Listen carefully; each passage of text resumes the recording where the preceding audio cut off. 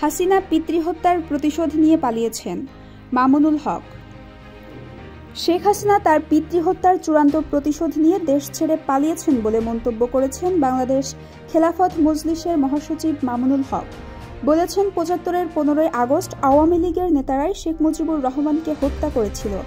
এ কারণেই শেখ হাসিনা দীর্ঘদিন ধরে আওয়ামী লীগের কাছে কিভাবে বাবার মৃত্যুর প্রতিশোধ নেওয়া যায় তার চিন্তা করছিল।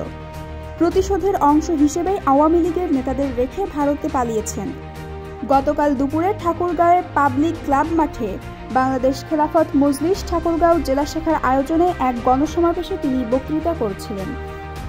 মামুনুল হক বলেন, শেখ হাসিনা তার পরিবারের কাউকে রাজনীতিতে আনেননি, কারণ দেশের মানুষের ওপর তার কোনো আস্থা ছিল না। তার চিন্তায় ছিল বাংলাদেশের রাজনীতির ১২টা বাজিয়ে দেশ ছেড়ে পালিয়ে যাবেন। ৫০ বছর প্রতিশোধের রাজনীতি করে দেশটাকে ধ্বংস করেছেন শেখ হাসিনা। বাংলাদেশের প্রধানমন্ত্রী হওয়া শেখ হাসিনার উদ্দেশ্য ছিল না।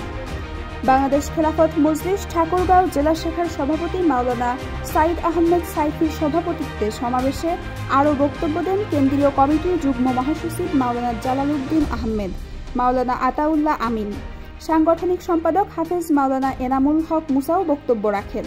বক্তব্য শেষে বৈষম্য বিরোধী ছাত্র আন্দোলনের শহীদদের জন্য দোয়া করা হয়। দর্শক, এই ছিল এখনকার মতো। পরবর্তী সংবাদ পেতে আমাদের সাথে যুক্ত থাকুন। ধন্যবাদ।